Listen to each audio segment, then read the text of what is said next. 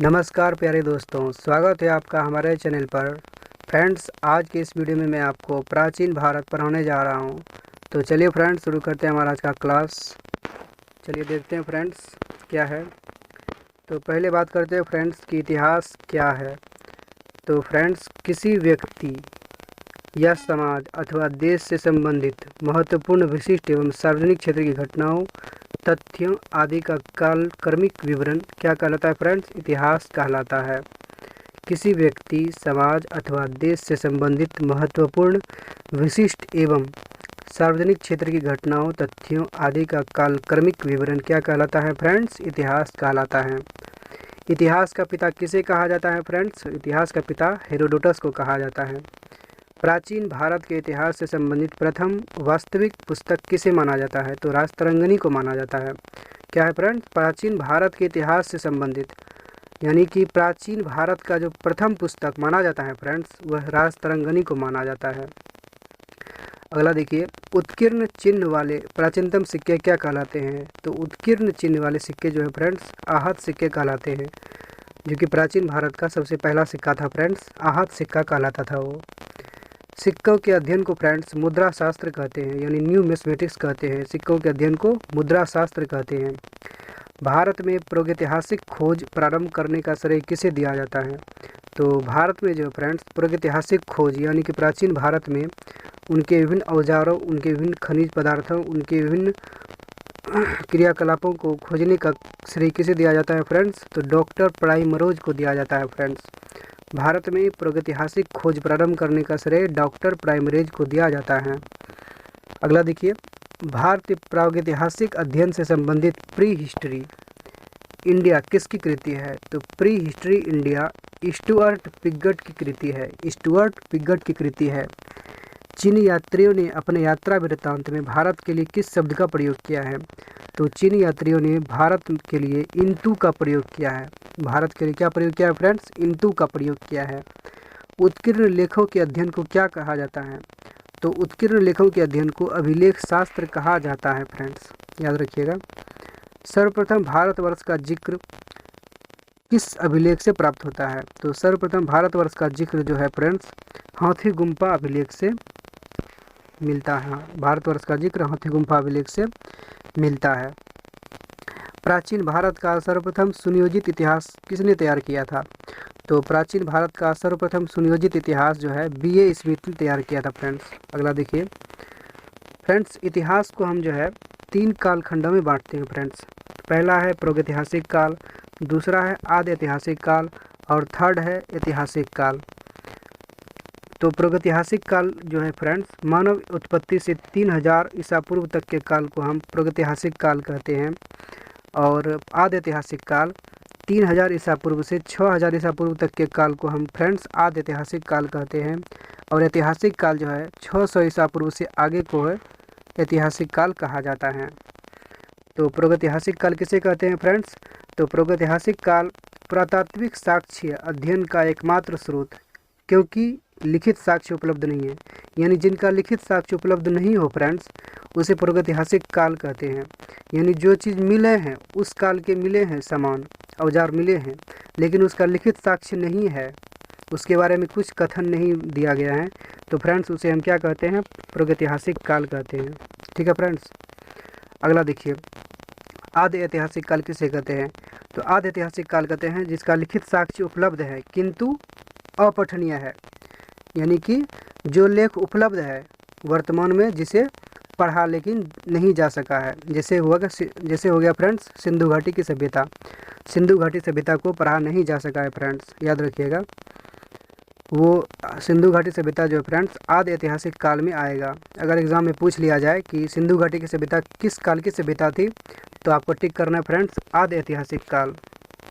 अगला देखिए, पुरातात्विक साक्ष्य एवं साहित्यक दोनों प्रकार के साक्ष्य उपलब्ध हैं, यानी वह काल जिसका पुरातात्विक सामान और साहित्यक दोनों उपलब्ध हो, यानी जिसको हम पढ़ चुके हैं, जिसके बारे में संपूर्ण जानकारी है हमें, उसे क्या कहते हैं फ्रेंड्स? ऐतिहासिक काल कहते हैं। अगला देखिए, प्राचीन भारतीय इतिहास को जानने के लिए किन स्रोतों का प्रयोग किया जाता है?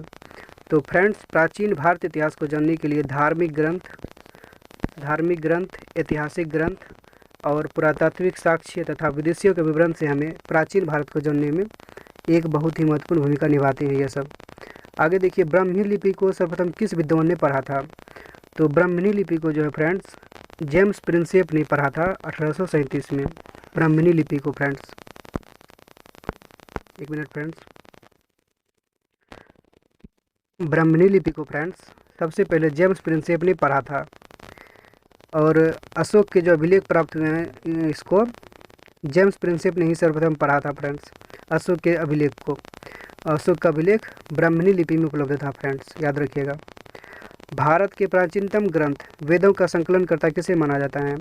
तो भारत के प्राचीनतम साक्ष्य, जिसको धर्म ग्रंथ वेद के संकलन करता किसे कहा जाता है फ्रेंड्स? तो महर्षि कृष्ण द्वैपायन वेद व्यास को वेदों का संकलन करता माना जाता है। आगे देखिए, पौराणिक मान्यता के अनुसार भारत के प्राचीनतम राजा कौन थे? तो पौराणिक मान्यता के अनुसार वैवस्वत मनु, यानी मनु को, या सिर्फ याद रखिएगा फ्रेंड्स मनु को पौराणिक मान्यता के अनुसार भारत का प्राचीनतम राजा माना जाता है। मनु को सिर्फ याद रखिएगा। वायु पुराण में किस वंश का उल्लेख है? तो वायु पुराण में फ्रेंड्स गुप्त वंश का उल्लेख है। वायु पुराण में गुप्त वंश का उल्लेख है। कौटिल्य के अर्थशास्त्र से किस वंश के इतिहास की जानकारी मिलती है? तो कौटिल्य के अर्थशास्त्र से फ्रेंड्स मौर्य काल के विषय में जानकारी प्राप्त होती है। कौटिल्य का अन्य नाम क्या था फ्रेंड्स? विष्णुगुप्त था। क्या था फ्रेंड्स? विष्णुगुप्त। इसी को चाणक्य भी कह देते हैं फ्रेंड्स, इसी को चाणक्य भी कह देते हैं। तो याद रखिएगा, ये दोनों नाम बहुत इंपॉर्टेंट है फ्रेंड्स, एग्जाम में आ जाएगा कोनो भी, तो आप कोई भी टिक कर सकते हैं। चलिए अगला देखिए, जैन धर्म का प्रारंभिक इतिहासकार, जैन धर्म का प्रारंभिक इतिहास किस ग्रंथ से प्राप्त होता है? तो जैन धर्म का प्रारंभिक इतिहास कल्पसूत्र से प्राप्त होता है फ्रेंड्स, याद रखिएगा। आगे देखिए, भारतीय पुरातत्व सर्वेक्षण संस्कृति मंत्रालय के अंतर्गत एक संलग्न संगठन है, यानी भारतीय पुरातत्व सर्वेक्षण जो है फ्रेंड्स वो संस्कृति मंत्रालय के अंतर्गत आता है। भारतीय पुरातत्व सर्वेक्षण संस्कृति मंत्रालय के अंतर्गत आता है। आगे देखिए, मत्स्य पुराण किस वंश से संबंधित है? तो मत्स्य पुराण जो है फ्रेंड्स आंध्र सातवाहन वंश से संबंधित है। मत्स्य पुराण आंध्र सातवाहन वंश से संबंधित है। विष्णु पुराण किस वंश से संबंधित ग्रंथ है? तो विष्णु पुराण मौर्य वंश से संबंधित है। खरोष्ठी लिपि किस प्रकार लिखी जाती थी? तो खरोष्ठी लिपि जो है फ्रेंड्स दाएं से बाएं लिखी जाती थी, खरोष्ठी लिपि। और नारद स्मृति से किस वंश के विषय में जानकारी मिलती है? तो नारद स्मृति से गुप्त वंश के विषय में जानकारी मिलती है। स्मृति ग्रंथों में सबसे प्राचीन एवं प्रामाणिक पुस्तक कौन सी है? तो स्मृति ग्रंथों में सबसे प्राचीन और प्रामाणिक पुस्तक जो है फ्रेंड्स वो मनुस्मृति है। मनुस्मृति को सबसे प्राचीनतम पुस्तक माना जाता है। ठीक है फ्रेंड्स, आगे बढ़िए। शुंग काल का मानक ग्रंथ किसे कहा जाता है? तो शुंग काल का मानक ग्रंथ जो है मनुस्मृति को ही माना जाता है, शुंग काल का मानक ग्रंथ। स्त्री को पुरुष की अर्धांगिनी किस ग्रंथ में कहा गया है? तो स्त्री को पुरुष की अर्धांगिनी शतपथ ब्राह्मण में कहा गया है। आगे देखिए, महाभारत का प्रारंभिक उल्लेख आश्वलायन गृह सूत्र में मिलता है। महाभारत का प्रारंभिक उल्लेख कहाँ मिलता है फ्रेंड्स? आश्वलायन गृह सूत्र में मिलता है। प्रारंभ में इसमें 8800 श्लोक थे। महाभारत में जो है फ्रेंड्स प्रारंभ में 8800 श्लोक थे और इनका नाम प्रारंभ में क्या था? जय संहिता। अगर फ्रेंड्स एग्जाम में पूछ ले कि महाभारत का पुराना नाम क्या था, तो आपको क्या टिक करना है? जय संहिता। महाभारत का पुराना नाम जय संहिता था। कुछ समय पश्चात यह बढ़कर कितना हो गया श्लोक? 24,000 श्लोक हो गया, यानी 8800 से बढ़कर 24,000 श्लोक हो गया और भारत नाम से प्रसिद्ध हुआ। और एक किस नाम से प्रसिद्ध हुआ फ्रेंड्स? भारत नाम से प्रसिद्ध हुआ। अंत में 1,00,000 श्लोक होने के कारण इसे सतसहस्री संहिता, 1,00,000 जब पुर गया इसमें श्लोक तो इसे सतसहस्री संहिता या महाभारत कहा जाने लगा। ये बहुत ही इंपॉर्टेंट है फ्रेंड्स, ये नोट याद रखिएगा, आपको एग्जाम में किसी भी तरह से पूछ सकता है। आगे देखिए, पुरालेख विद्या से क्या अभिप्राय है? तो पुरालेख विद्या से शिलालेख का अध्ययन किया जाता है। पुरालेख से शिलालेख का अध्ययन किया जाता है फ्रेंड्स। पुरावशेष का महानतम अन्वेषण किसे माना गया है? तो पुरावशेष का महानतम अन्वेषक किसे माना गया फ्रेंड्स? डार्विन को, चार्ल्स डार्विन को माना गया है फ्रेंड्स, याद रखिएगा। इब्न बतूता का यात्रा वृत्तांत किस नाम से प्रसिद्ध है? तो इब्न बतूता का यात्रा वृत्तांत रेहला में है, यानी इब्न बतूता का यात्रा वृत्तांत क्या कहलाता है? रेहला। ह्वेनसांग ने किस विश्वविद्यालय में बौद्ध धर्म का अध्ययन किया? तो ह्वेनसांग ने जो है नालंदा विश्वविद्यालय में बौद्ध धर्म ग्रहण किया था। आगे देखिए,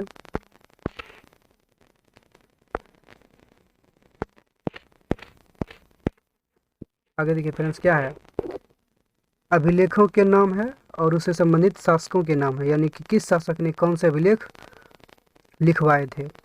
तो देखिए, कलिंग नरेश खारवेल ने, कलिंग नरेश खारवेल से हाथी गुम्फा अभिलेख संबंधित है। एहोल अभिलेख, एहोल अभिलेख पुलकेशन द्वितीय से संबंधित है फ्रेंड्स।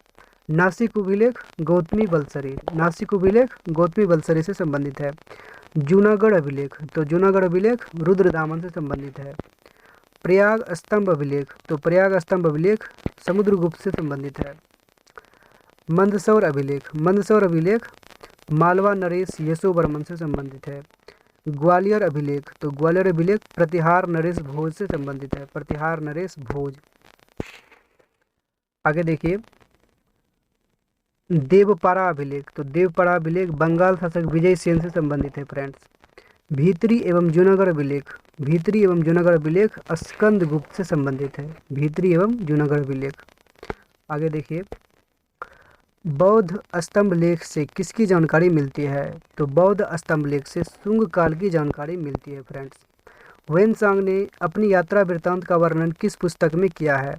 तो ह्वेनसांग ने अपनी यात्रा वर्णन सी युकी में किया है। अरबी भाषा की पुस्तक किताब उल हिंद की रचना किसने की थी? तो अरबी भाषा की पुस्तक जो है किताब उल हिंद, इसकी रचना जो है अल बरूनी ने किया था। आगे देखिए, मोरक्को का यात्री इब्न बतूता भारत में मोहम्मद बिन तुगलक के दरबार में आया था। देखिए फ्रेंड्स, यहाँ से इंपॉर्टेंट नोट्स आ जाता है, तो आप याद रखिएगा इसको। क्या है? मोरक्को का यात्री इब्न बतूता भारत में मोहम्मद बिन तुगलक के दरबार में आया था। तुगलक ने उसे दिल्ली का काजी नियुक्त किया। यहाँ क्वेश्चन आ सकता है फ्रेंड्स कि इब्न बतूता किसके समय भारत आया था? तो इब्न बतूता जो है फ्रेंड्स मोहम्मद बिन तुगलक के समय भारत आया था। और दूसरा क्वेश्चन बन सकता है, इब्न बतूता कहाँ का यात्री था? तो इब्न बतूता मोरक्को का यात्री था। ठीक है फ्रेंड्स, आगे देखिए, मार्को पोलो द्वारा किस राज्य की यात्रा का उल्लेख मिलता है? तो मार्को पोलो ने पांड्य राज्य की उल्लेख किया है, पांड्य राज्य की उल्लेख किया है। पतंजलि के महाभाष्य से किस वंश के इतिहास का पता चलता है? तो पतंजलि के महाभाष्य से शुंग वंश का इतिहास का पता चलता है, पतंजलि के महाभाष्य से। ठीक है फ्रेंड्स, चलिए देखिए, अब यहाँ पर चीनी लेखकों का वर्णन है फ्रेंड्स। तो देखिए क्या है चार्ट में, फाहियान, फाहियान भारत कब आया था फ्रेंड्स? तो फाहियान 399 से 414 ईस्वी में भारत आया था, यानी इस दोनों के बीच में ये भारत में रहा था, निर्वासित किया था। इसने फाहियान ने भारत की दशा का विवरण दिया है, फाहियान ने अपने लेखों में भारत की दशा का विवरण दिया है। फाहियान जो है यह प्रथम चीन यात्री था जिसने चंद्रगुप्त द्वितीय विक्रमादित्य के समय भारत की यात्रा की थी। इसने गुप्त काल में वस्तु विनिमय के माध्यम से कौड़ियाँ तथा चंद्रगुप्त मौर्य के राजप्रसाद में देव निर्मित बताया है। ठीक है फ्रेंड्स, देखिए फिर से, अगर पूछ ले एग्जाम में कि प्रथम चीन यात्री कौन था, तो प्रथम चीन यात्री था फाहियान। कौन था फ्रेंड्स? प्रथम चीन यात्री फाहियान था। फाहियान भारत कब आया था? तो फाहियान भारत आया था 399 ईस्वी में। ठीक है फ्रेंड्स, और फाहियान ने क्या रचना की? तो भारत के बारे में इन्होंने भारत की दशाओं के बारे में उल्लेख किया है। ठीक है, चलिए आगे देखिए, अब आगे आते हैं ह्वेनसांग। ह्वेनसांग जो है भारत आए थे 629 ईस्वी में। ह्वेनसांग 629 ईस्वी में भारत आए और 645 तक भारत में निर्वासित किए, 645 तक भारत में रहे। और इनकी रचनाएं थी सीयू की जो कि है पश्चात की संसार के लेख। ठीक है फ्रेंड्स, और वेनसांग सम्राट हर्षवर्धन के समय भारत आया था। वेनसांग जो है हर्षवर्धन के समय भारत आया था। इसने हर्षवर्धन को शिलादित्य की उपाधि दी थी। इसे यात्रियों का राजकुमार, नीति का पंडित और शाक्य मुनि भी कहा जाता है। फ्रेंड्स यहाँ देखिए कितना क्वेश्चन बन गया। किसे यात्रियों का राजकुमार, यानी यात्रियों का राजकुमार वेनसांग को कहा जाता है। शाक्य मुनि भी वेनसांग को कहा जाता है। नीति का पंडित भी वेनसांग को कहा जाता है। ठीक है। और वेनसांग किसके समय भारत आया था? तो वेनसांग आया था हर्षवर्धन के समय भारत आया था। हर्षवर्धन ने किसे शिलादित्य की उपाधि दी थी? तो हर्षवर्धन को वेनसांग ने शिलादित्य की उपाधि दी थी। ठीक है फ्रेंड्स। और वेनसांग भारत आया था 629 से 645 के बीच में। ठीक है। और सीयू की वेनसांग की रचना है। ठीक है। इत्सिंग जो है फ्रेंड्स, ये 673 से 675 तक भारत में निर्वासित किए थे। 673 से 675 तक भारत में निर्वासित किए थे। और इनकी रचनाएं हैं प्रसिद्ध बौद्ध भिक्षुओं की आत्मकथाएं, यानी प्रसिद्ध बौद्ध भिक्षु जो थे तब के समय उन्होंने उनकी आत्मकथाएं लिखी थी। ठीक है।